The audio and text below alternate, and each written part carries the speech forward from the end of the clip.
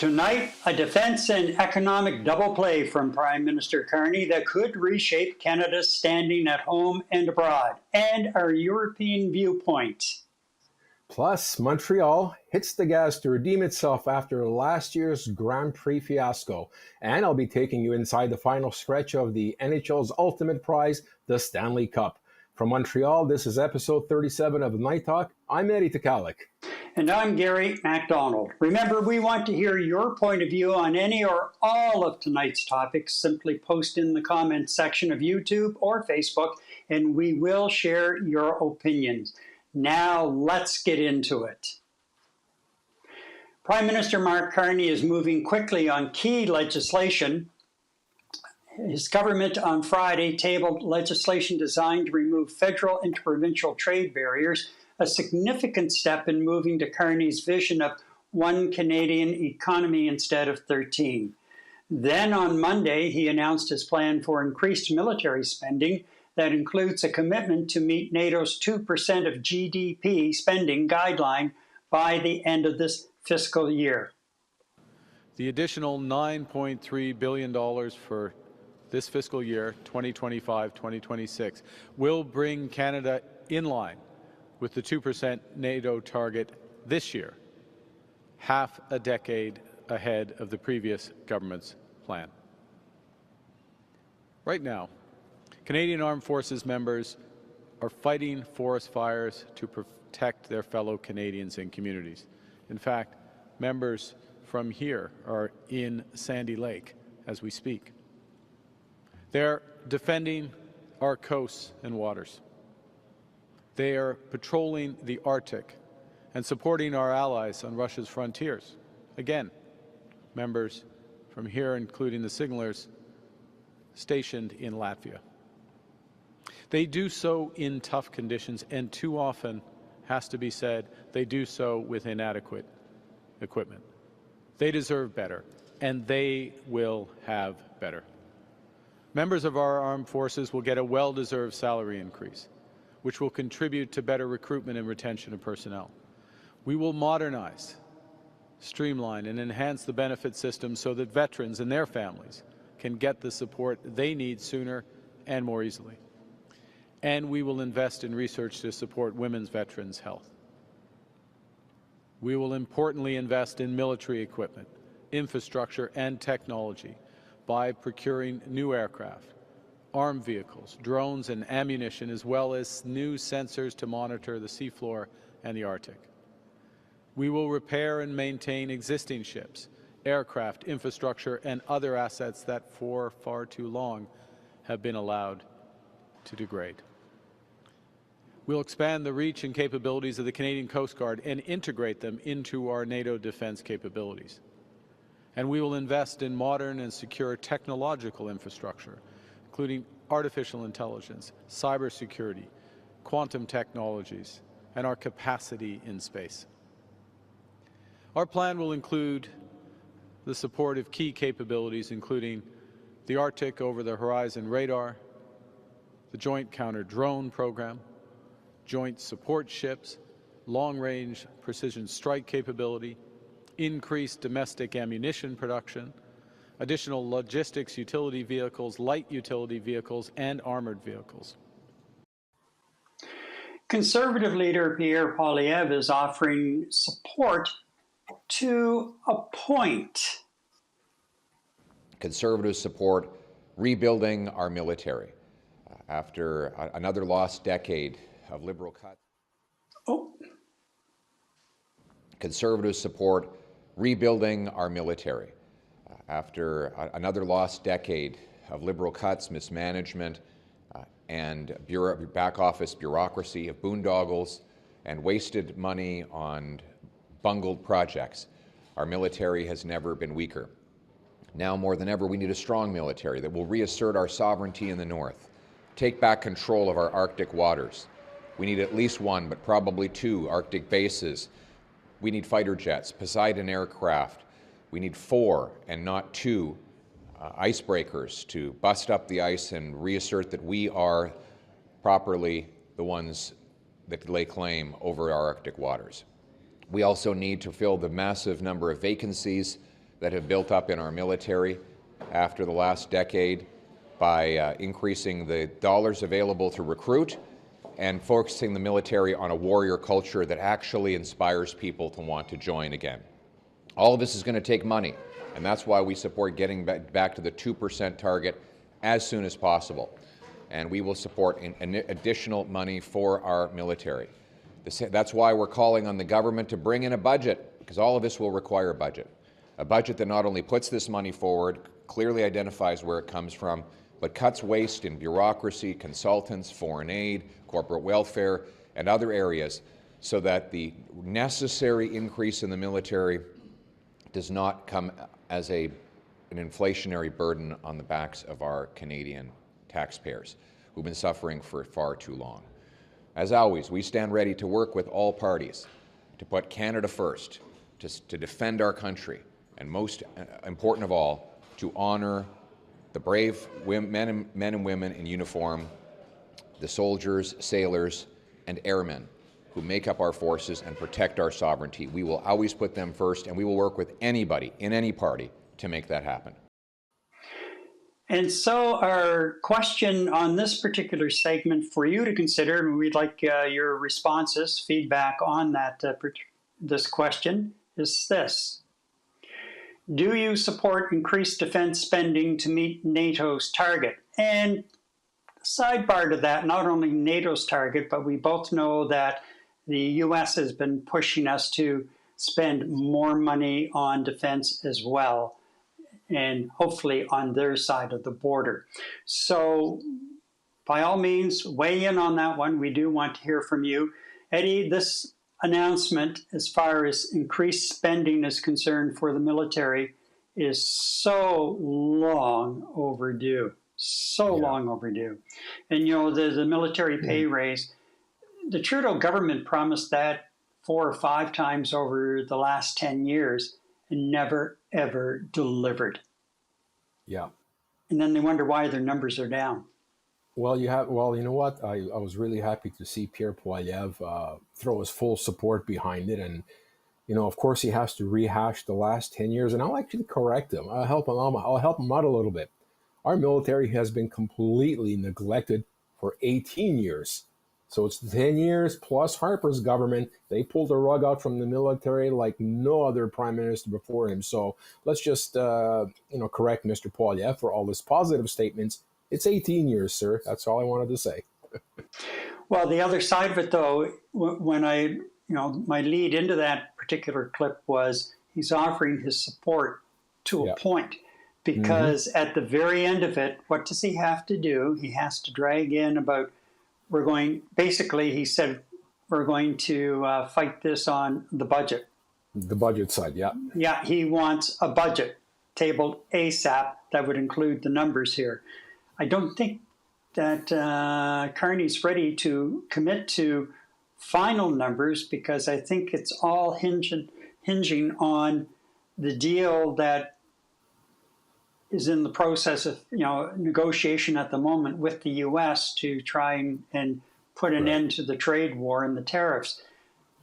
So I can understand, and if you recall back very early on, Carney said, we're going to do a fall budget once we have a more definitive set of numbers for a number, the military and other areas where he really wants to push forward, including what we'll talk about briefly in segment 2, and that is the new one Canadian economy. Right. Well, it's funny though. I mean, he's pushing for a budget to be tabled, knowing damn well that there is no way the Liberal government is in any position to table a budget that's going to work short term or for the following fiscal year, without weighing the gravity of the situation that Canada and the rest of the world faces today, and that's Mr. Trump and his inconsistencies and his off the handle remarks and tariff increases, tariff decreases, yes tariff, no tariff. You know what? Poilievre is criticizing the government right now for not having a budget and pushing the budget, right? And by the same token, he's talking about the incompetence of the former administration, about their incompetence. And you know what? When you rush things, when you're not supposed to rush them and do things right the first time, you know what? This is not a political plot. You know what? I know you want Carney to screw up so you can pounce on him. Allow Carney to succeed for the country. You help him succeed for the country. Give him the opportunity to table the budget on his time. He said it's going to be tabled in the fall. You'll be happy with whatever is going to be tabled with by fall, but chances are you're not. Maybe you'll be opposition leader that time. Hopefully you're going to be defeated in Alberta. You don't even have a seat in the House. So at this particular point in time, allow Carney to do his job. He is the financial expert here, not you. You're the politician, Mr. Poilievre. Carney is the financial expert and the present Prime Minister of Canada. He says he's going to table a budget in September. He will. And he's put down a plan to rebuild the military that will make any Canadian proud, that should make you politicians in the House of Commons, in the opposition, proud. And it's going to make the military proud, and it's going to be made a respectable military around the world, respected by our European allies. I mean, come on, lay off. I'm sorry, he upset me with a few of those comments. Now, Joe asks, does PP have a seat? No. No, he does not. He's on the outside looking in, and that's beginning to cost him even more so now as far as his support is concerned in the latest Nanos poll that was released today, but that's a whole other issue. Joe also asked about, or said early on, start by canceling the remainder of the F-35 order. I don't have a problem with that, Joe. As a matter of fact, that whole thing is under review at the moment.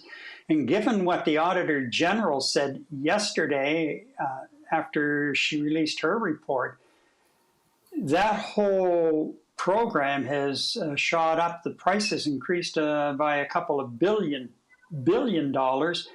And they're already, they were building new hangars, and apparently they started the maintenance hangar facilities for these F-35s before this deal was even finalized. Mm-hmm. And already they're making changes based on what's coming forward with the planes as that moves forward.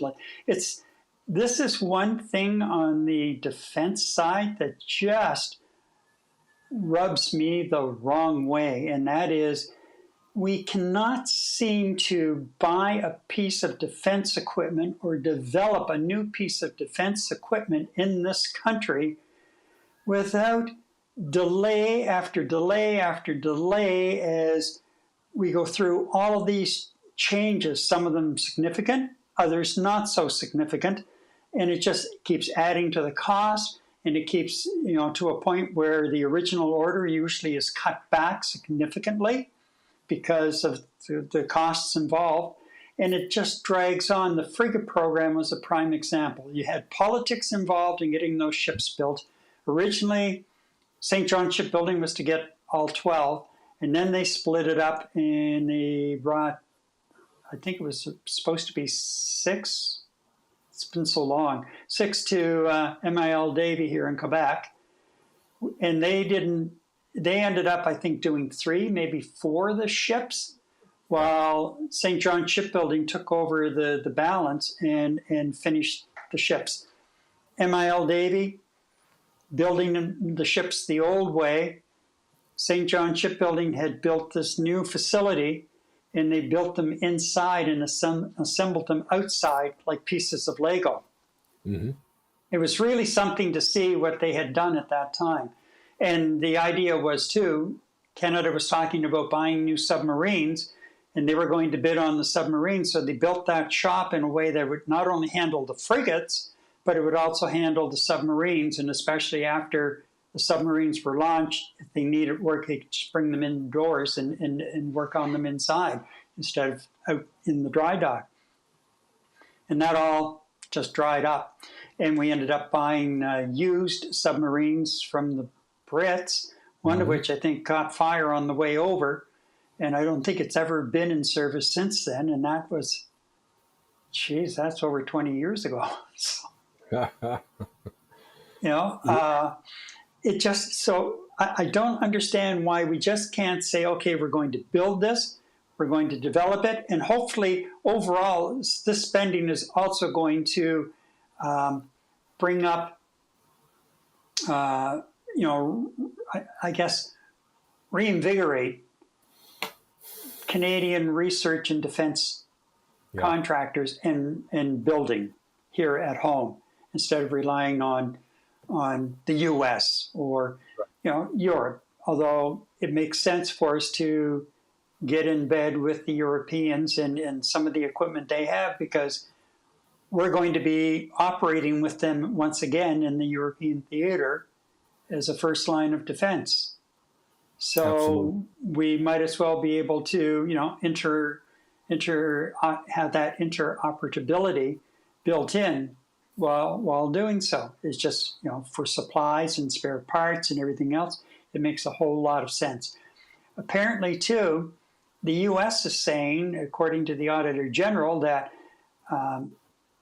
Canada's not ready to accept the F-35s, and they have, I believe, some concerns about security issues and so on. So once again, we're going to be dictated to by the United States, even though we are laying out money for these planes and the software. And I think you're going to find that we're not going to be able to make any tweaks or changes to the software without first getting approval from the United States. Doesn't it sound like we're paying a fortune to lease these aircraft from the United States? I mean, everything about that technology, F-35, and let's call it top-end technology. Let's not kid around here. This is serious stuff. But by the same token, I mean, if we've committed to spend $19 billion now, I think it's up at about $28 billion with the cost increases. We should be at least able to do what we want with these units, upgrade them when we need to, put our own software in there to meet our own military requirements. No, we have to ask the United States of America for permission and get their developers to develop the upgrades to download in our aircraft and our weapon systems. Oh, by the way, weapons must be purchased from the United States as well. So, I mean, right there, we're locked down to being in bed with the United States. Yeah. I'm not sure in today's day and age, Gary, with some of the rhetoric really taking on some serious momentum in the United States about challenging our sovereignty here in Canada. You know what? We got to be able to get our own guns and our own spears, man. Not ask any other country whether we can use them or not, how we can use them, and when we can use them. So I'm 100% behind you, Gary. And honestly, we're talking about our 2% NATO commitment. Very important. But I think the way we should think about putting our military together or restructuring our military, because this is exactly what this is, make the assumption that we're not going to get any support from any country. We're on our own. Let's build our military as if we were on our own. And oh, by the way, we'll make friends with people when we want to make friends with people, not being pushed into it. So look, right now, would you feel comfortable, depending on the United States military support, if Russia decides to invade? No, I would not. Man, I don't know about that one. I mean, look at poor Ukraine. I mean, they were completely dependent on the United States military support because they gave up their nukes on that agreement that they put together 15 some odd years ago, whatever it was. And they're out on their own, and the big Russian bear is just steamrolling over these poor people. What's to say that can't happen to us too? So we can no longer depend on the United States. I agree with Joe 1,000%. You and I have talked about this before. There are other options out there that'll give Canada what it needs in terms of an all-purpose, all-weather, all-terrain landing military aircraft that can get the job done for us. And you know what? The Saab Gripen and their models do everything, absolutely do everything that we need as a country to defend our sovereignty. Because look, we can have a great military, but without the proper air support, you're toast. So I think we have to build our own military the way we see fit, the way that we can properly defend our country. And you know what? I'm really hopeful the politics will not get in the way, because now we're not talking about who's going to be the next Prime Minister of Canada. Okay? What we're talking about is, are we going to bend the knee to some other nation, or are we going to remain a sovereign country? That's the question on the table right now. And you know what? We have to arm our military correctly to be able to defend our rights as Canadian citizens and as a Canadian sovereignty. And defense spending is great for the economy, and the spin-offs as far as various systems that are developed for the the units, whether it's drones or whether it's rockets, whether it's you name it, the ships and what have you, very quickly can spin off into the civilian side as far as, we've made an advance over here and this would work in a lesser capacity on the civilian side. Like the space program. Look at what the space program did in, going into the 60s and the 70s and into the 80s. Everything that came from the space program, a lot of what we're using today somehow had its origins wrapped up in the space program, the space race. Right down to what boggles my mind is every time I pick up my iPhone and realize the computer in that iPhone is far more powerful by many, many, many times than the computers that first put these guys up in the in orbit. And when you look at our frigates that we built here in Canada, despite the delays and everything else, I've said it before and I'll proudly say it again, when our first ship, which was the HMCS Halifax, was commissioned, and then they did a tour. They went down along the East Coast and stopped at a couple of the naval ports, U.S. naval ports along the East Coast. The U.S. Navy types were drooling. You walk into their weapons room and everything, it looked like you were walking into a high-tech arcade.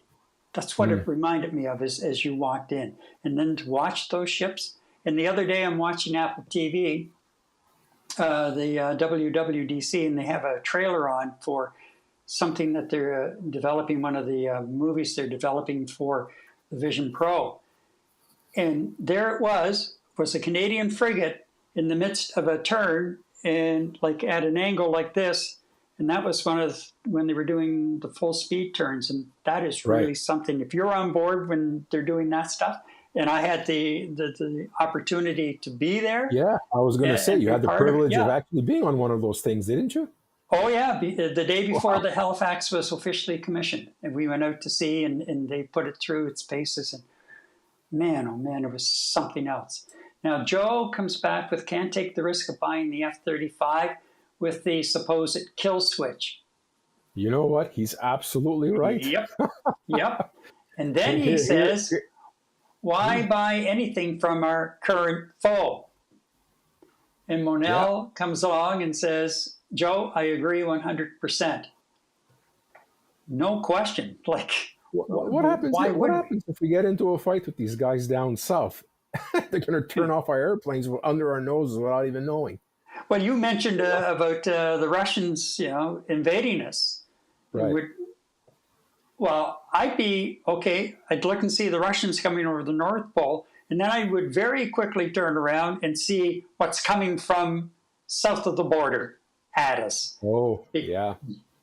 Because let's split the land. I don't trust him. No, at all. Not at all. And who knows what kind of a deal he would have, rigged with Putin before this all happened. But I mean, we're kind of taking it lightly, but we shouldn't. Right, exactly. I think that's the whole point I'm trying to make. Absolutely. Yeah. We've got to think for Canadian sovereignty first, do what we need to do, and let's do that in a parallel plan to bring us up to NATO standards, but Canada first. It has to be Canada first, and politicians be damned, like you were saying, Gary, for years and years and years, major innovative projects to boost up our military have been put down on paper, money acquired for it, and just through political sabotage, if you want to call it, nothing gets done. It does get done eventually, but just way too long. And I don't think we have time to fool around here. I mean, a great plan has been tabled. I'm sure a well thought out plan. Prime Minister Carney is getting the right people in a row to make the right decisions to get the military to where it needs to be, where we can be not just a fighting force, but a well respected and feared fighting force. We have to be able to defend ourselves from Russia, from China, or whatever aggressor. And right now, we see what's going on in the United States, where their military could be deployed any given moment. They can just turn up against us quickly, and at a moment's notice, all of a sudden we have tanks and F-35s, flying over our heads in no time. So let's give our government an opportunity to fix what's been neglected for the last 10 to 20 years. We have to do it. And what kind of figures are we talking? Well, the defense budget right now is just under $40 billion a year. And the increase that the Prime Minister is pushing for at the moment is $9.3 billion more. So we'd be in around $50 billion that we're spending on our defense systems and our military. That's also including our rise to the 2% GDP for military contributions to NATO. That's inclusive, huh? Wow. As far as I can tell right now, it is, yeah. Yeah. Wow. And you know what? Prime Minister Carney, I mean, he said it a few times that 70% of every dollar that's spent, that's on military spending, 70% of it goes to the United States of America. Yeah. You know what? He says we're far too reliant. To realize that just way too much. Balance it. You know what? Let's get some of that money flowing to our own technologies here in Canada. We are technology innovators.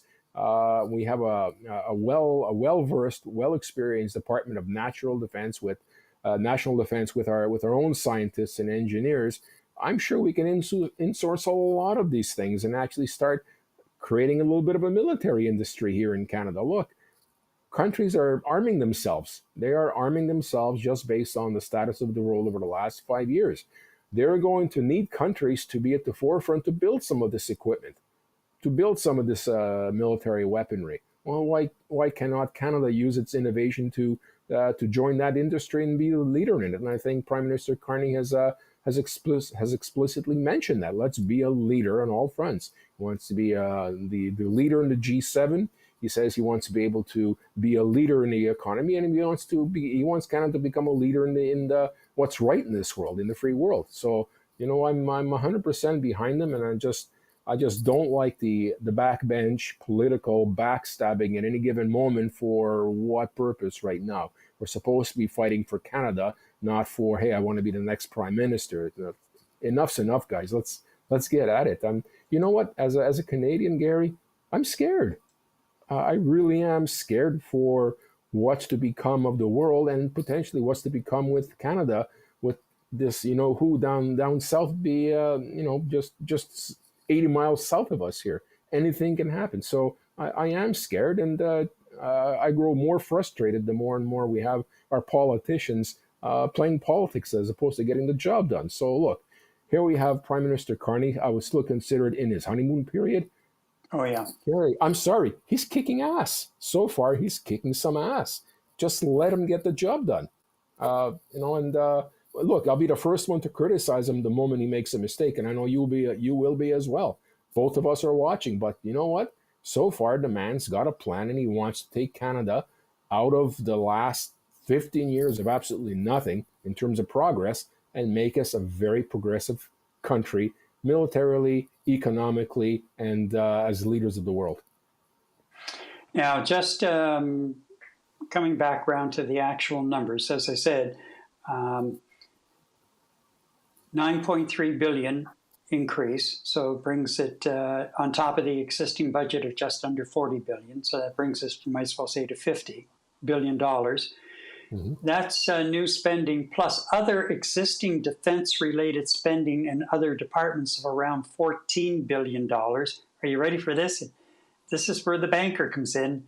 Pushes total expenditures to $62.7 billion for 2025-26 fiscal year, which equals 2% of Canada's GDP.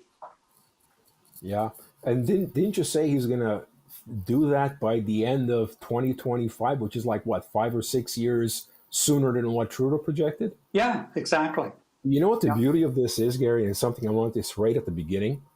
Without actually coming out and saying it, I feel that Prime Minister Carney, with the Liberal Party, is actually acknowledging the shortcomings of the Liberal Party over the last 10 years by taking these very, very aggressive steps. Without saying, Prime Minister Trudeau tried to do the best he can, he just didn't cut it. This is what we're doing right now. So in fact, he's actually further differentiating himself from the 10 years that Pierre Poilievre consistently brings up. So he's recognizing that we've done nothing positive for the military in a very, very long time. And by recognizing that, I think he's just taking the responsibility of fixing the damn thing. Let him fix it. And he says Ottawa is not finished with new defense outlays. He's heading to a NATO leaders summit in late June in The Hague, where the alliance is discussing raising the NATO spending target to 3.5% of GDP.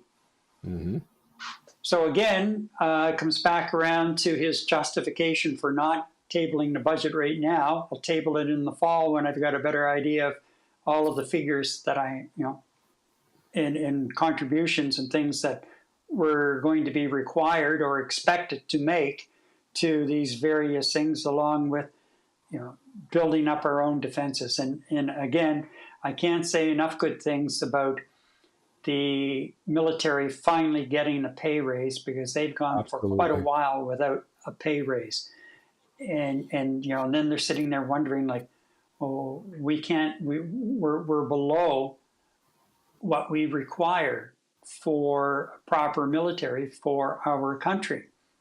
We can't get the recruits. And I read a report recently where a number of the new recruits coming in, are quitting within 2 to 3 months because they're sitting around waiting for the paperwork to be processed and everything else. And they just say, to hell with it, and they move on.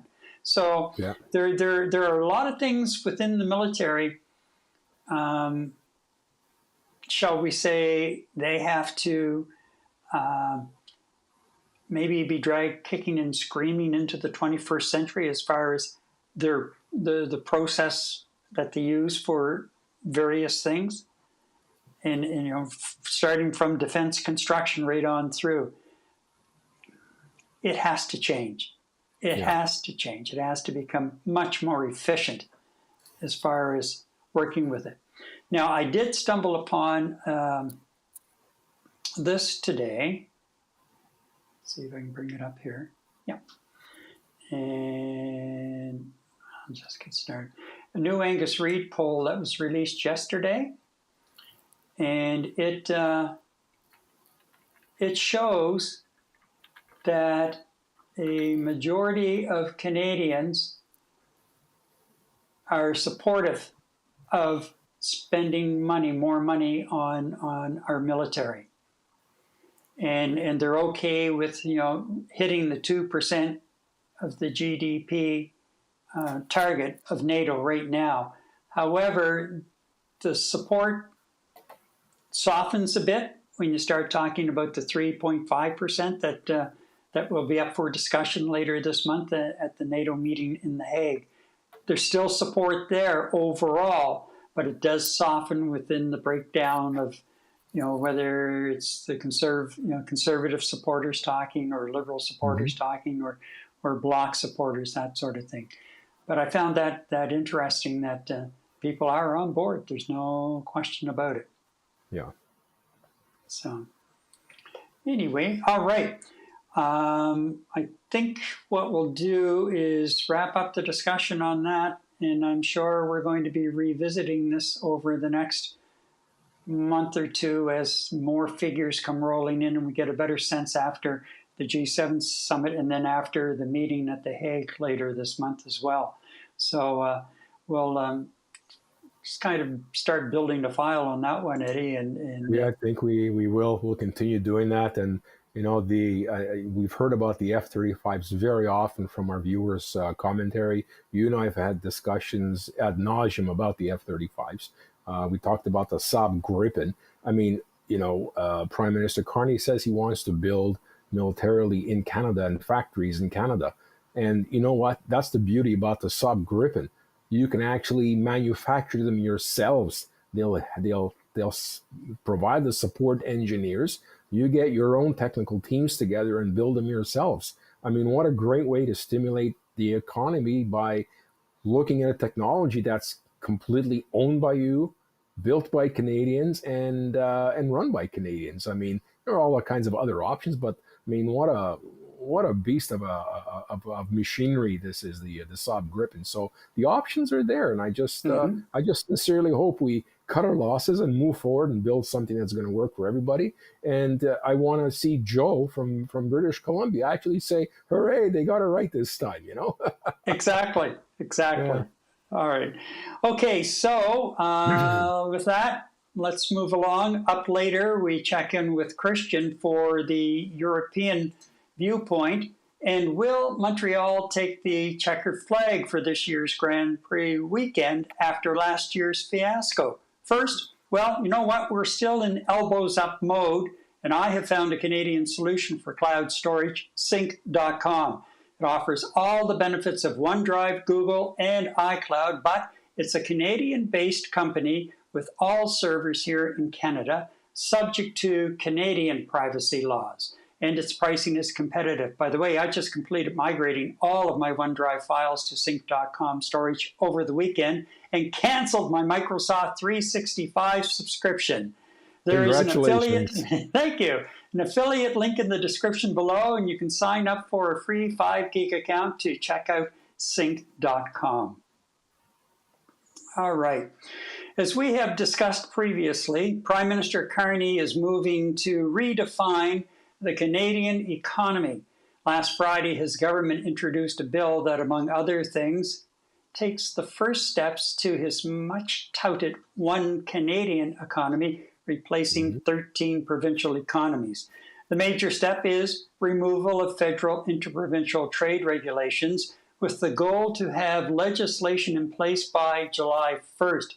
Man, oh man, he's an optimist on that one. So, let's go and see what our question is on this one. And here it is. Do you believe this is the economic reform Canada needs? Do you believe this is the economic reform Canada needs? I'd like to get your feedback on that particular issue. And, you know, Eddie, we've talked about this a lot over the last month or so. You had such a display of unity a week ago when Carney met with the first ministers. The next day, there was a little bit of weakening of that unity from Japan, where BC Premier David Eby was on a trade mission and saying he's not into okaying a pipeline through northern British Columbia at this time. And he did say at this particular time, nor is he on board, pardon the pun, with lifting the tanker ban along his coast.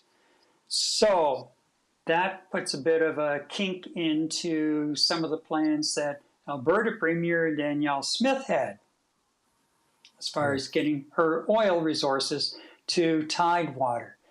Here in Quebec, we have Premier Francois Legault very much softening on the pipeline issue to a point. He's not talking oil, but he's talking natural gas, and he wants to ship it from a port here in Quebec over to energy-hungry Europe, because, of course, Europe was very much reliant on natural gas coming from Russia. Right. And then that kind of blew up in their face when Russia invaded Ukraine, and they were still trying to wean themselves off the Russian natural gas, and have been over the last number of years since that war started. And here we are with all of these resources. So this is not going to be smooth sailing by any stretch of the imagination. And the federal regulations, from what I'm gleaning, the federal regulations are really but a small part of the interprovincial regulations. And I'm getting a bit worried. Now, Carney said, as far as a couple of these key pieces of legislation, like the military spending, this one, the One Canadian Economy, and the tougher border security bill that was launched just about a week ago, I think, as well. Last week, yeah. Yeah. So he wants to get these in place, and there's only like about 10 days left in the current parliamentary session. But the other day, he floated the idea that if we don't have these bills passed by the time Parliament is scheduled to rise for the summer, then we'll sit until we do get them passed. Full marks. Full marks. Yep. Let's get it done. Now, not Carney, but Poilievre, during the election campaign, in the dying days of the election campaign, said that he would keep Parliament sitting all summer to get some important legislation passed. So, yes, the opposition has to hold the government's feet to the fire, no question, and push them on certain things within these bills. Totally agree with that. But let's see if Poilievre is willing to back up what he was saying during the campaign, if he became Prime Minister, with what he's going to have his party do as he watches from the outside. And Carney's trying to get these bills through, most of which sound very much like conservative-leaning bills. And it's going to be tough for the Conservatives to really bog them down or nitpick these bills, because they do, if you listen and read the overall descriptions, kind of fit what the Conservatives were peddling as part of their campaign for the federal election back in the spring. Yeah, but isn't that a good way for the government to run? I mean, like, even with a minority government, you can do a lot of good, and when you have a solid opposition. And what the Liberal government is trying to pass right now, you're very right. It's kind of not, I'm not going to say smells conservative, but it's something that the Conservatives have talked about ad nauseum for a while. So when I look at what Liberals want to start passing that kind of sounds conservative, I'm not going to call it sounds conservative. You and I are always talking about it. It's right in the middle. It's called common sense. You go a little this way, you go a little that way. You know what? It's pretty hard to argue with common sense. And this common sense that the Liberal government is speaking of right now and wants to table and push through, it sounds good to me, whether it's left thinking or right thinking, because it's somewhere right down the middle. And the Conservative government has spoken to these things before. So, you know what? I don't think it's smart. It's not just smart politics. I'm not going to say it's political decisions. This is common sense. Just common sense things being tabled, and they're trying to push them through. And common sense politicians will look at this and say, "Oh, okay, let's go ahead with this. I'm going to bitch and complain with it, but I'm going to vote for it." Right? I mean, you have to keep the politics involved at some point. But no, it's just common sense management of a country. Let's put it that way. Well, certainly we need to get our own economy going.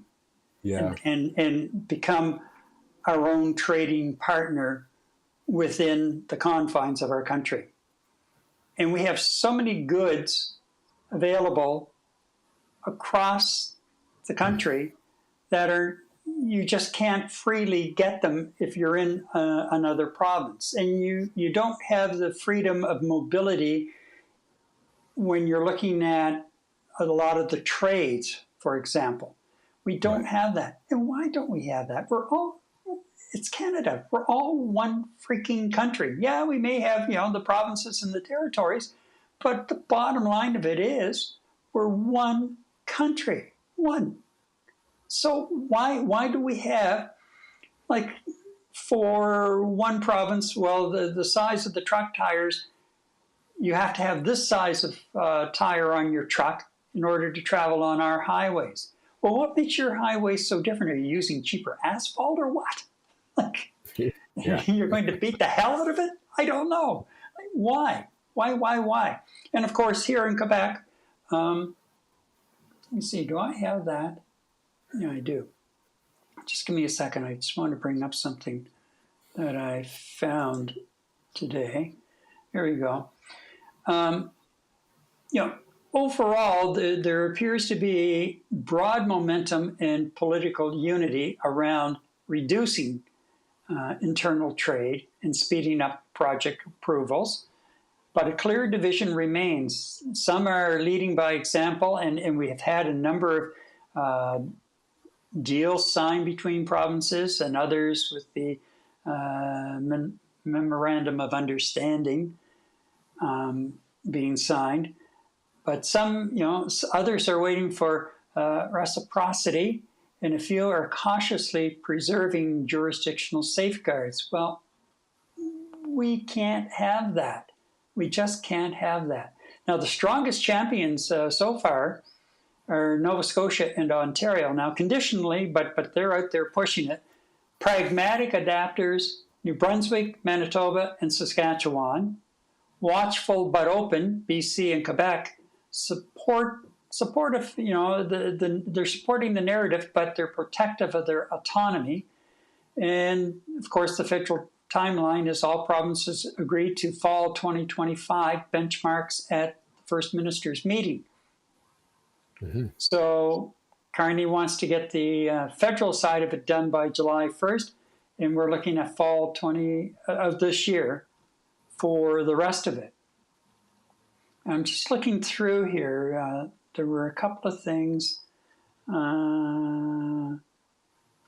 Quebec in particular was concerned about language and culture. Here we are. Right. Agrees in principle to labor mobility, but with special conditions to preserve language and cultural requirements.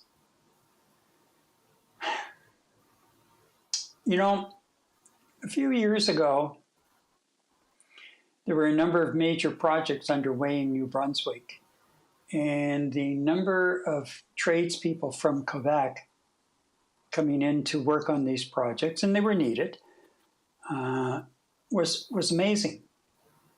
And yet there were tradespeople in New Brunswick and companies in New Brunswick, and there's one company that I can think of. He made like the solid surface countertops.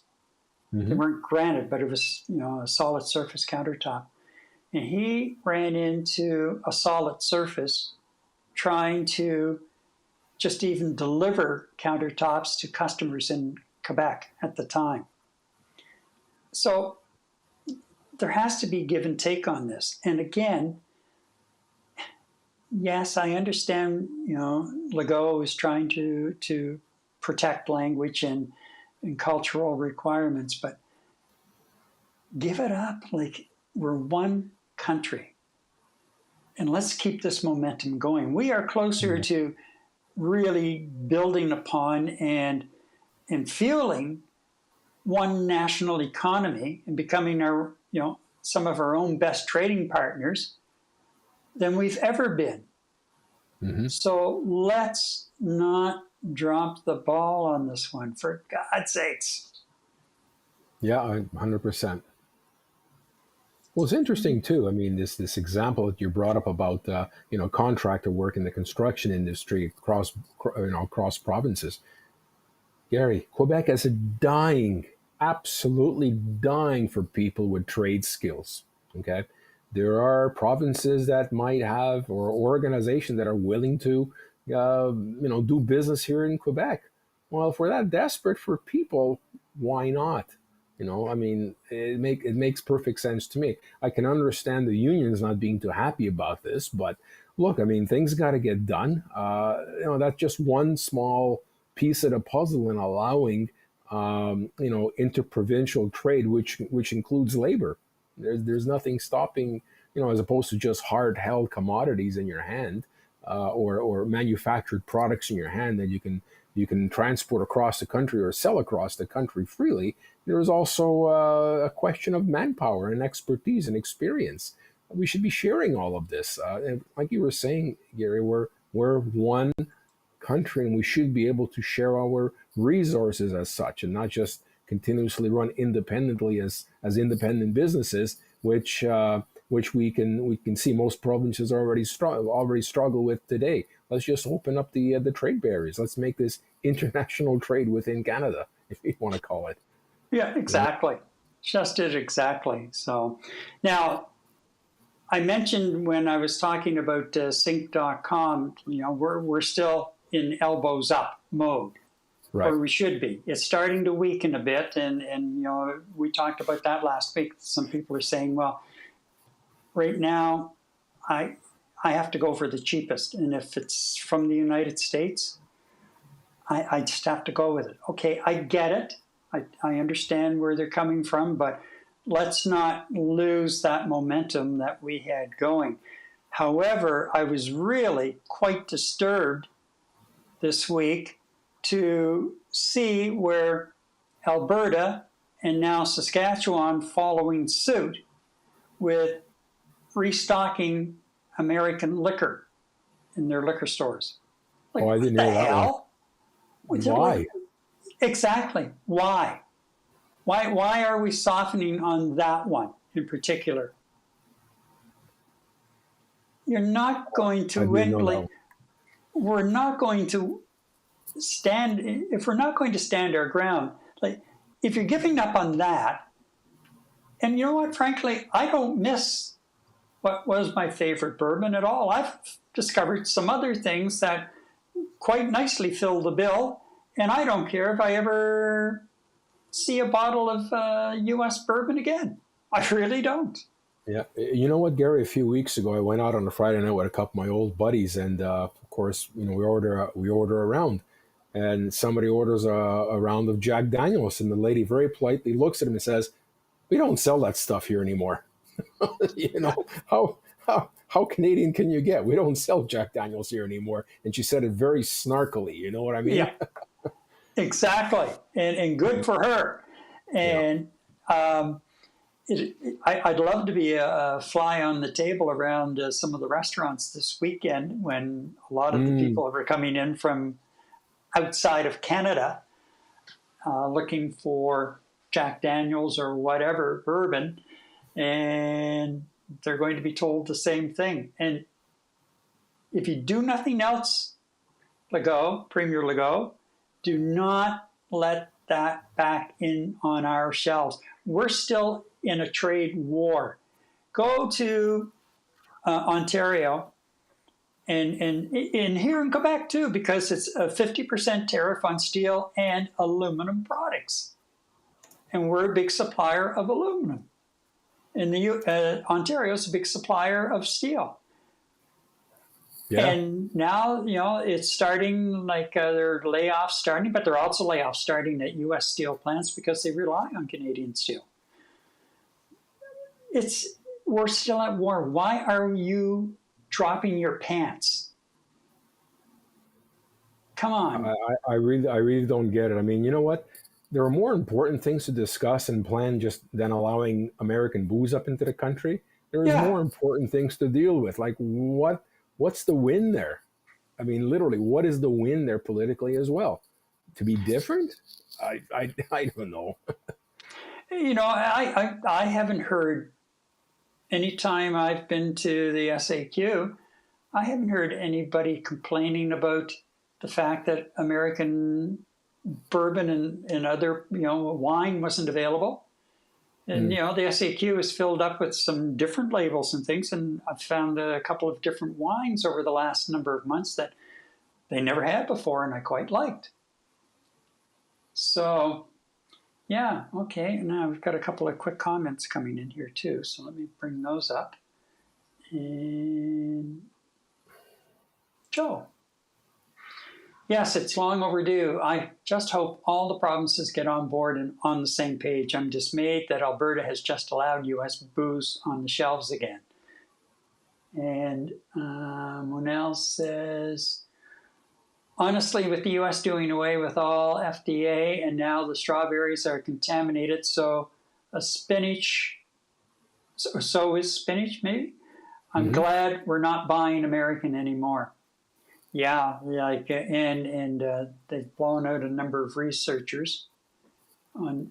Yeah, it's you don't know what you're going to get. Anyhow, that's that. All right, so, geez, we better move along. We still have a few more things to cover here, Eddie. Okay, so still to come, our European viewpoint. And later, Eddie has his Stanley Cup playoff pulse. Now, if you're a video enthusiast, maybe doing some live streaming, or you want to spice up your end of those endless Zoom meetings, you should check out Ecamm Live, a Mac-based video production app. It will help you unleash your creativity for your video presentations, and it's what I use for Night Talk and other video content creation. There is an affiliate link in the description below, or you can sign up for a free trial. And I can't tell you enough about how much that little app has saved our bacon at times while we're doing the show. But really, it's quite an experience working with it. Okay, Gary, by the way, I miss you. Where are you? Oh, I can't see you anywhere. There we go. There we go. Lord. You'll see that coming up in the next segment too. I get talking and I sometimes forget. I'm really trying to think and stay ahead of it, but you know how it is sometimes. Anyway. Oh, that's all right. Par for the course, my friend. Yeah. Okay, so coming up, of course, Eddie, with we'll talk about the Grand Prix this weekend, and we'll have the latest on the Stanley Cup final, which, you know, is not going that well right now. Not going so good. Not going so good. No. But first, all right, we're going to skim across the Atlantic and over to Europe, to our European correspondent, Christian Falk. And Christian joins us this morning. Thank you for joining us, Christian. And we want to talk a bit about some of what's been happening, especially from a military standpoint, with focus in Europe of building up the military strength once again because of, you know, not being able to rely so much on the U.S. anymore. And on Monday, Prime Minister Carney made a major defense announcement where he said that Canada will meet its 2% NATO spending guideline in the current fiscal year, which is about 5 years earlier than planned by the previous Prime Minister, Justin Trudeau, and his successive governments. And also, we're moving to reduce our dependence on the U.S. as far as military supplies. And that means we're going to be paying closer attention to what the various European nations have to offer. Now, that was on Monday. Today is Tuesday, and I'm wondering if there's much interest, if it's getting a lot of play in your part of the world at the moment. Well, we came to the same conclusion here. I mean, it started a little bit earlier after the attack in 2022 when Russia invaded the Ukraine. Like we had heavy discussions in here and had like a fast package of $100 billion released by, or euros by Germany, running extremely fast into the defense. we all know that Germany's defense system, given also the background, like we had like our recent past, the Second World War, we had a spending cap on our defense, specifically also like not able to, and still to our days, not to put any funding into nuclear weapons. However, the German defense system was on a decline, and we came back to census. We reached the NATO goal of 2%, I think, last year, 2 years ago, now heading to 2.2%. But there are a lot of discussions now, like also here within the European Union, to increase it over the next 10 years to 3.5 to up to 5%. Like Germany, the new Chancellor Friedrich Merz said it, and he's pushing already big funds into the new into the military here in Germany. Like currently, we're spending around $70 to $80 billion, which is around 2.2% of the GDP, and we're looking at almost $1 billion into spending until 2033, 34, yeah.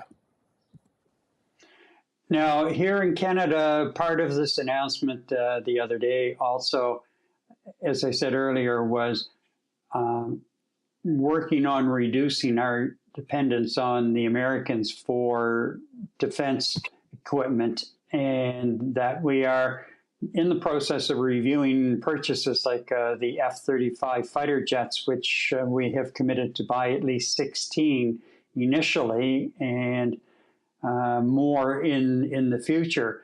But we're also now looking at, that's under review, and we're looking at other jets, European options, and all of that, not only on fighter jets, but other equipment, because he plans on beefing up our military equipment significantly, everything from vehicles and drones and the fighter jets through to submarines. That has to have caught the attention of your leaders, because there could be significant investments coming in the not too distant future as we turn to you and say, okay, you know what? Yeah, we're going to buy some of your equipment because it fits our needs. Plus, it gives the interoperability as we join forces with you, in bolstering your defense against Russia. Yeah. So, like, when you look at the ammunition or the armor production in Germany, like the capacities are, like they're big. I just read an article that with one of our producers called Rheinmetall, we could produce more ammunition than all U.S. American ammunition builders combined together. The problem is only the planning. So if there is not a security coming from the government itself, like from any out of Europe, like Germany, Italy, France, if the orders are not in, they cannot plan. So, but if we see now countries teaming up and they see a big order flow and like the consistency, like we have the capacity to supply Europe, but also Canada. Yeah. So we always welcome those requests. Is there much discussion about the fact that Prime Minister Carney has been paying more attention to Europe as a potential trade partners, and that he's been over to Europe speaking with various leaders a lot in the last few months, and really seems to be putting on a push?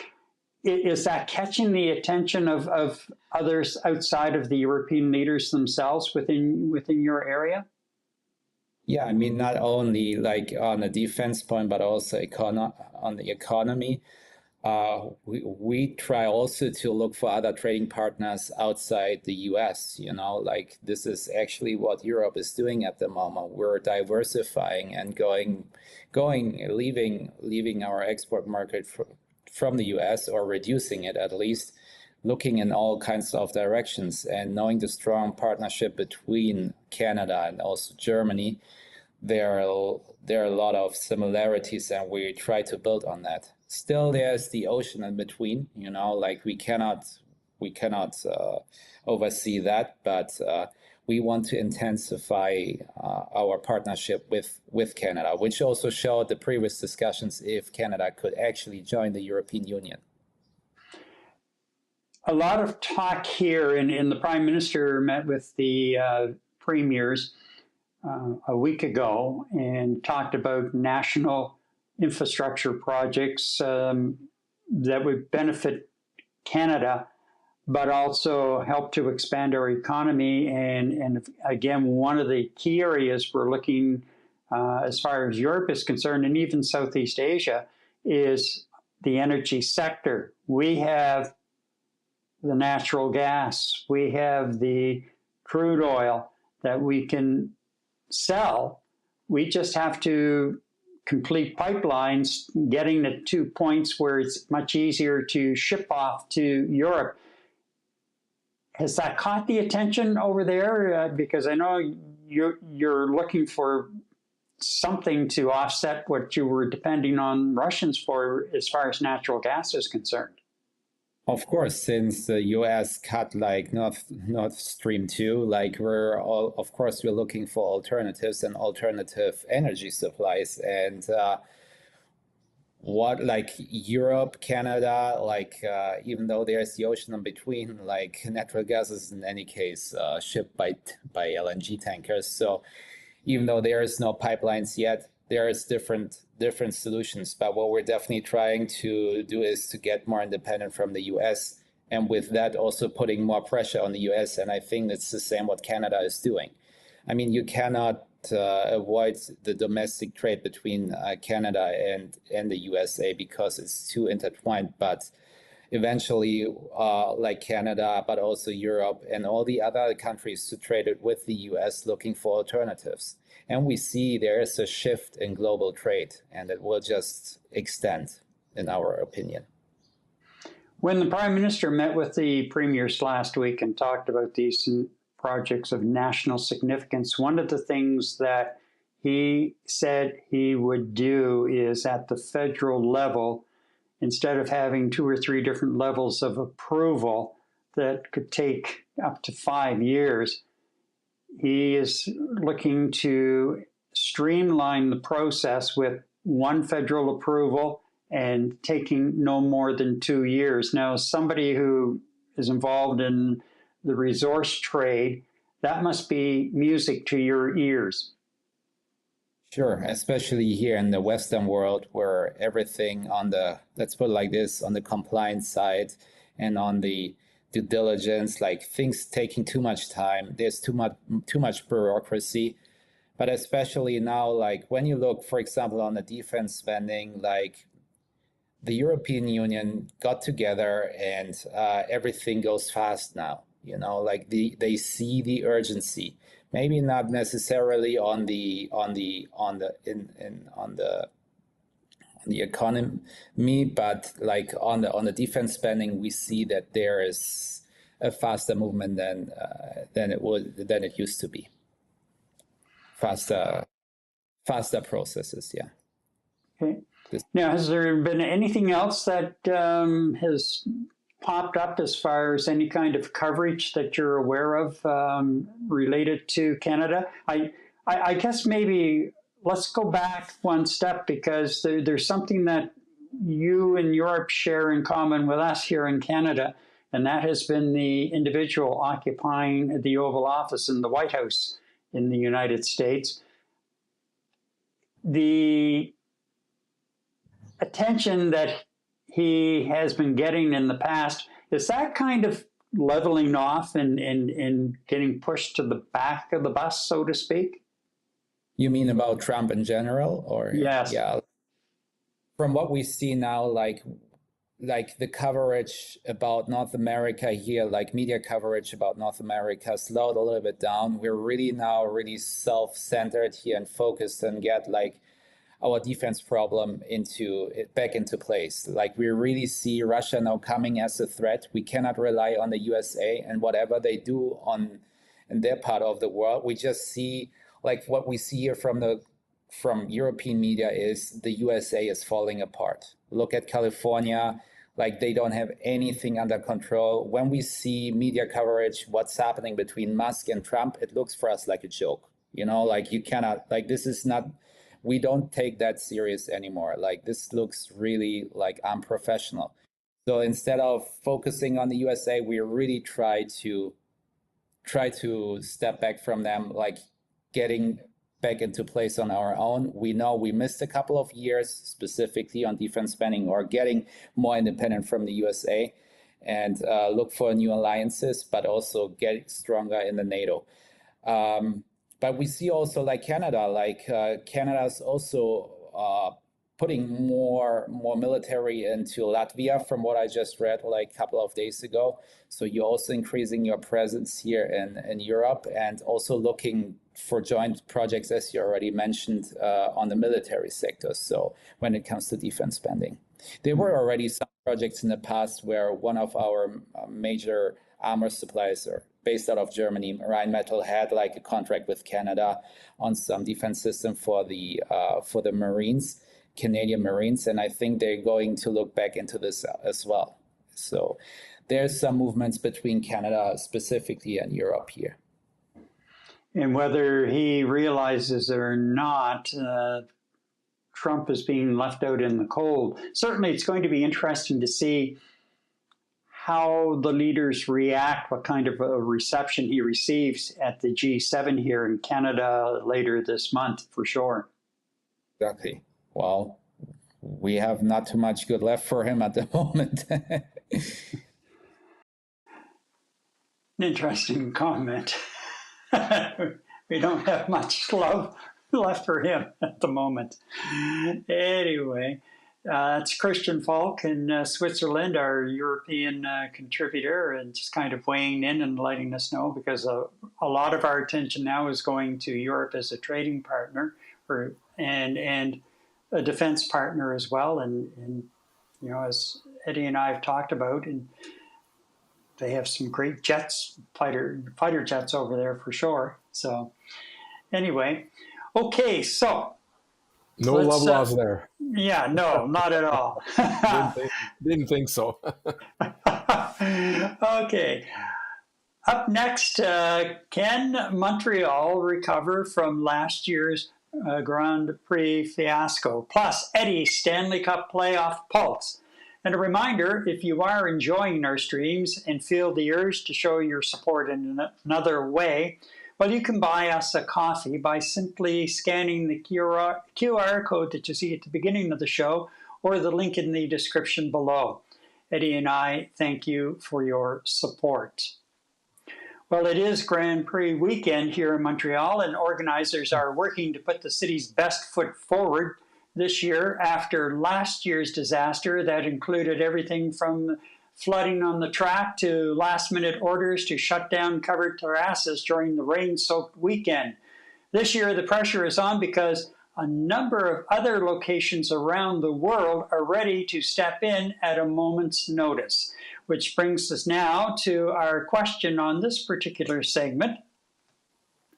And I'll bring that up. Oops. And question number 3. There we go. Are events like the Grand Prix worth the public cost if they risk global embarrassment? There's a hot one. I'd love to see what you have to say on that. Eddie, well, you have a lot more background as far as the Grand Prix is concerned here in Montreal than do I. It seems to me, at least, we're here 4 years now. And I think 3 of the 4 years they've had rain all weekend or on and off throughout the weekends overall. It's been pretty wet.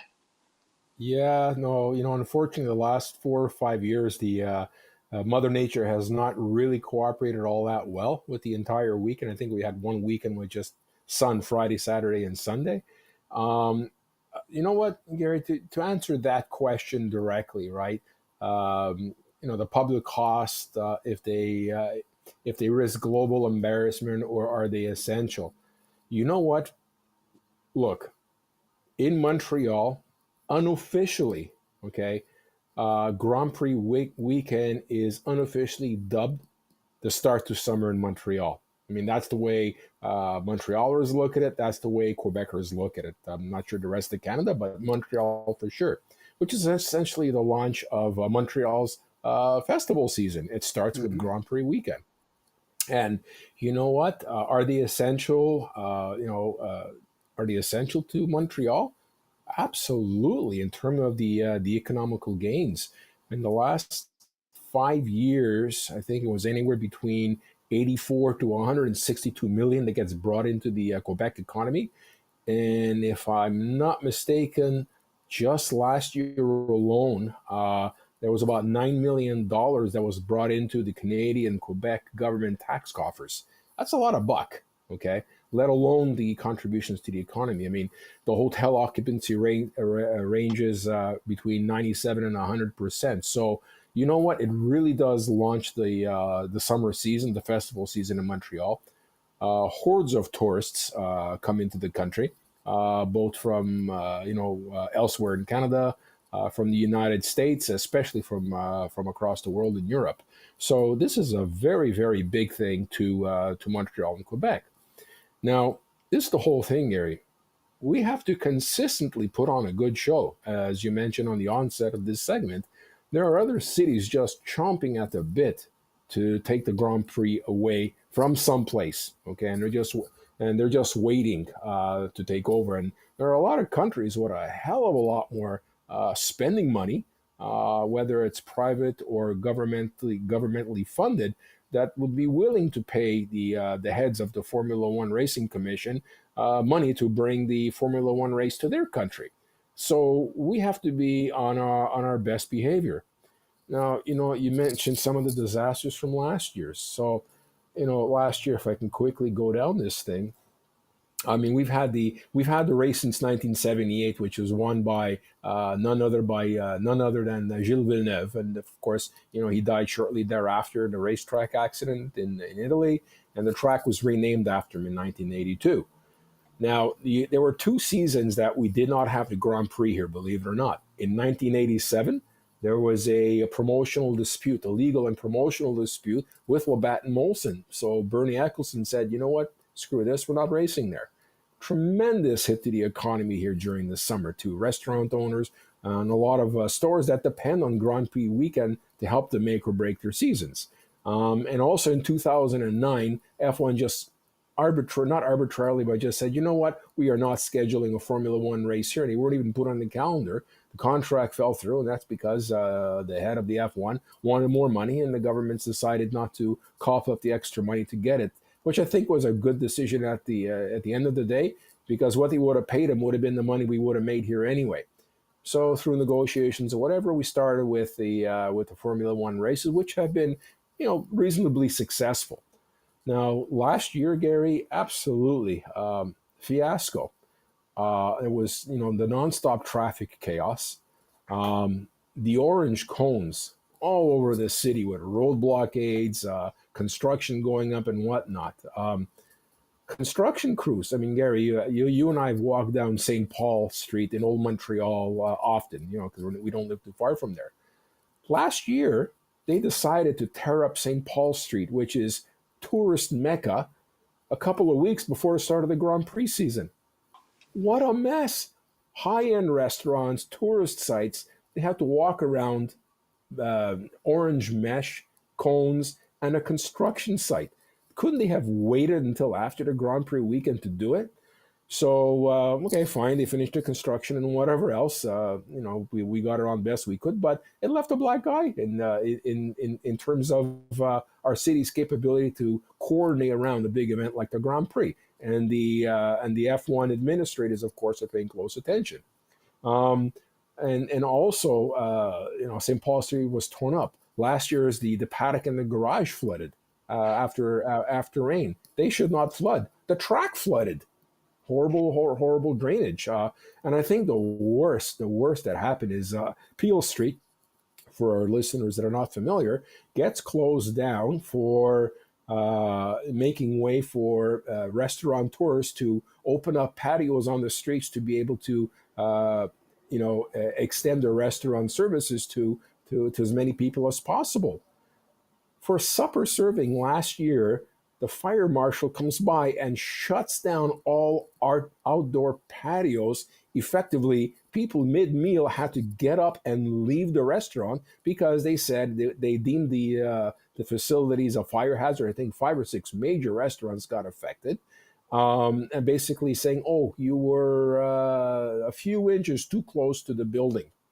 Yeah. Meanwhile, all the management, the owners of these restaurants, had permission from the city to install them exactly where they were. So an overzealous fire marshal came there and basically shut down the operation. These restaurants lost money hand over fist, and I mean it made national news. It made international news in Europe. Look what happened to Montreal and what they did. I mean, it was such an embarrassment that even our tourism minister issued a formal apology. So these are all black eyes in terms of our capability in hosting something as major as a Formula One. I mean, this was pretty much as bad as Pastagate, and I won't go into that, but it was just as bad when we had Pastagate here. And you know what? This year they really had to do a bang-up job in demonstrating ahead of time what the Formula One race committee here in Montreal was going to do to improve the situation. I mean, there was infrastructure and drainage updates, better mobility of traffic flow, coordination of construction, and so on. You know what? I really hope they're right, because if they screw it up this year, we're not going to get this thing back. There are 3 major cities waiting on the sidelines. It's bye-bye. And Gary, I'll give them 1 strike and a half already. Number one, what do the unions here in Quebec do that represent our public transit system? The mechanics went on strike. So there is no public transit here, although they said Friday, Saturday, and Sunday schedules are going to be regular. But you never know with strikes. They can have a wildcat walkout. They can have, work to rule. Who knows? Anything to do to prove their point and disrupt access into the Grand Prix facility, which is on Ile Sainte-Hélène, Ile Notre-Dame. And this is a man-made island. There's only one way to get there. Either you're taking a boat across the river or you're taking the metro. You have no choice. Or you're going over the bridge by car, which is insane at this time of the year. And then where do you park once you get there? Exactly. So I mean, everybody's praying that they're not going to push their strike mandate during this weekend, because that'd be a disaster to both the city of Montreal and the government of Quebec. So I'm hoping union leaders pay heed to this. And the second thing I talked about is construction. Gary, a couple of days ago, I was driving around the city. I went to do, and the places I went to, 3 or 4 different places, were not that far in between in terms of distance. So a 4-hour travel excursion for me in Montreal a couple of days ago, 3 of those hours were spent in traffic to get to 4 areas in Montreal. Pine coals, construction holes, work going on, no work going on. It didn't matter. We spent so much time in traffic. So it's already started this week, okay? Exasperated by the public transit. And the other thing I mentioned at the onset, we talked about St. Paul Street being dug up last year. Guess what they did? 2 weeks ago, right in the heart of Montreal, right in Formula One Festival Mecca, they dug up St. Paul Street again. Yes. So the poor merchants have to go through the same damn thing again. And the tourists coming into Montreal are going to be looking at St. Paul Street completely torn up. They couldn't have waited a couple of weeks. Seriously. So, that's a strike and a half. So I hope everything else goes well. I'm hoping the weekend's going to be very favorable for the tourist dollars that are coming into the city. And I really hope we don't lose the Formula One because of some stupid issues. So it's not been a good track record the last year or two. Now, what I read over the last couple of days, the city said, yeah, we had some real internal communications issues between fire department and the construction people and everything. But they assure that all of those communication issues have been resolved and the city is working much smoother now on a regular basis, never mind just related to the Grand Prix. However, I know what you say because Deborah and I took a walk down through St. Paul the other day, and you know how narrow those sidewalks are. Yeah. And you don't have a whole lot of room between the sidewalks and where the road's torn up. And I'm looking down and I see some of the restaurants with the checkered flags out, but they don't have the patios. They have no room. They can't put the patios out. You can barely get down the sidewalk if there's 3 or 4 people coming either way to get into their establishments. And unless somebody knows there's a restaurant there, no one's going to find it. There's no foot traffic. Yeah, there's no sign saying on this block they could at least put temporary, and maybe they have. I don't know because I haven't been down in the last day or two, but they could put temporary signs up down this in this block you have blah blah blah blah, like they've done around here when they've had Ottawa torn up and you can still access these businesses, just not by car. And some days, really not by foot. You know when they're going to put them up? On Monday when everything is over. We have to have faith, Eddie. We have to have faith. I don't know, man. I'm trying. I'm really trying. Hopefully it goes off well. Hopefully, as you say, it's the unofficial start to summer. And hopefully we get some really decent summer-like weather for this weekend. And it's a great time to be. This weekend is this Formula One weekend is a fantastic time to be a Montrealer and to be around the Formula One facilities, the festivals, the open air entertainment. It's one of the better times in Montreal to be. So I'm not trying to scare you away. I'm just basically saying what I'm seeing here. But it's a fantastic time to be in Montreal during Grand Prix weekend, and of course the rest of the festival season with the Jazz Fest, the return of the Comedy Festival. There's just so many things going on in the city, which is why we're considered the festival capital of the world. Yep, and just look around the neighborhood. Look at all of the festivals, weekend festivals in the Peel Basin area. Yeah, that's become a real going concern for weekend festivals and food festivals and everything else. There's just so much happening in this city through the summers. It's just you just don't know where to look next. And not only is it a Grand Prix weekend, but it's also Father's Day weekend. Oh, that's true. Yeah, that's right. Yeah, so and they're expecting. Last year they had about 300,000 people. And this year they're expecting about 350,000. So this city is just going to be jumping. That's a lot of bodies. That's a lot of rooms taken up, and that's a lot of food in restaurants. So you know what? Thank you, tourists, for coming to Montreal. I hope we throw you a wonderful welcome and a wonderful party. And hopefully we'll be privileged enough to have everybody back next year at this particular time. Absolutely. Okay. And now, the time has come. It's time for Eddie's Stanley Cup Playoff Pulse. And of course, the question of the day here, Eddie, really is the burning question is, can the Oilers make a comeback? Ooh, you know what? Before I get into the down and dirty, Gary, before I answer that question, I just want to give a hats off to a young 21-year-old out of Michigan by the name of Lane Hudson of the Montreal Canadiens. He just won the National Hockey League Rookie of the Year award, played in all 82 games, 6 goals, 60 assists for 66 points. You know how far back you have to go for a Montreal Canadien to have won the Rookie of the Year award? Ken Dryden, 1972. That's how long Really? it's been. Yep, that's the last time a Montreal Canadian won that award. And Lane Hudson is the seventh Montreal Canadian in history to win it. And three of them made it to the Hockey Hall of Fame. So you know what, Gary? Congratulations. And the Montreal Canadian rebuild is in overdrive right now. And it's so good to see these young kids succeed. So congratulations, Lane Hudson and Montreal Canadiens. Now, let's get to the crux of the matter here, Gary. There were 8, then there were 4, now there is 2. And we have the Florida Panthers and the Edmonton Oilers. And as I mentioned last week, the Edmonton Oilers won the first game in overtime, 4-3. Leon Draisaitl scored 2 goals that game with 1 OT winner, and Connor McDavid was on fire with 2 assists. So we say to ourselves, wow, this is good. We're in good shape here. Canada's right behind you.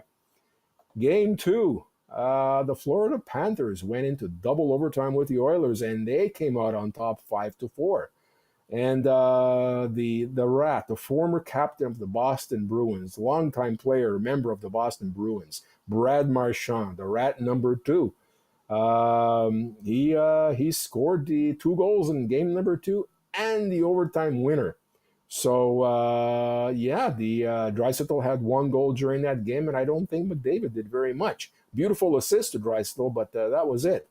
So we figured, okay, fine. 1-1, no big deal, very early in the series. Gary, game 3. The Florida Panthers pummeled the Edmonton Oilers to a shameful 6-1 win. And I mean, who scores the first goal? The Rat. The Edmonton Oiler killer, Brad Marchand, scored the first goal. And believe it or not, Gary, game 2, Florida scored in 2 minutes into the game. Brad Marchand in game 3 scored in 56 seconds after the drop of the puck. Ouch. Not a good way to start a hockey game. And, you know, I watched Stuart Skinner, who's been standing on his head as the goaltender of the Edmonton Oilers. And he's had an unfortunate bad reputation of choking when it became important, but he's been great up until game two, middle of it. He just crashed and burned in the last game to a point where the coach had to pull him off for the backup goaltender.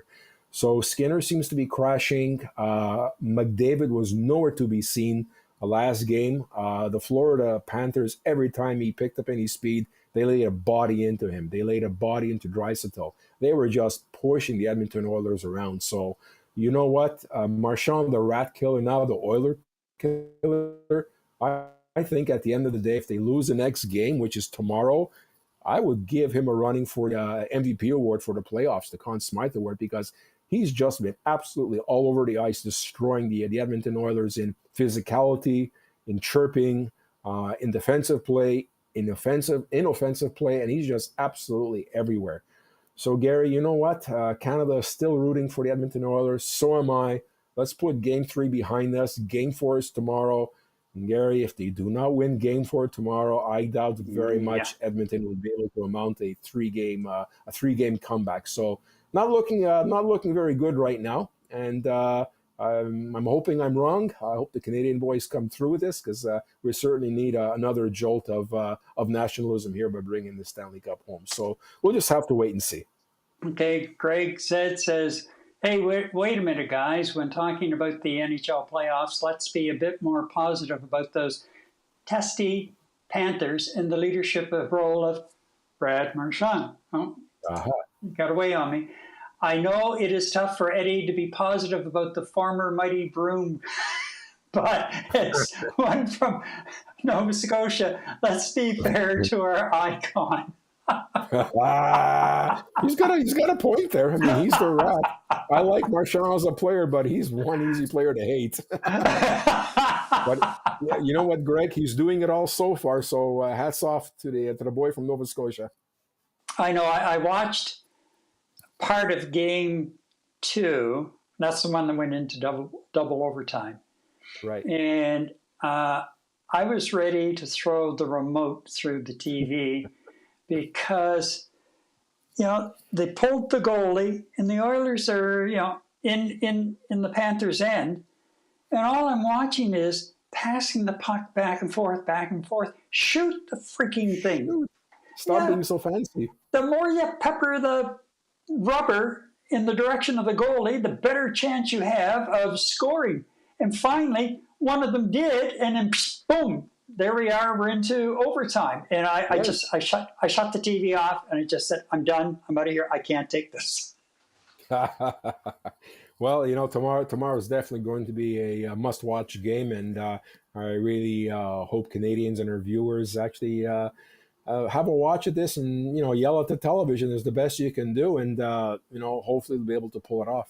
Yeah, exactly. Well, I mean, they put up a really good run last year and had really nothing to be ashamed of.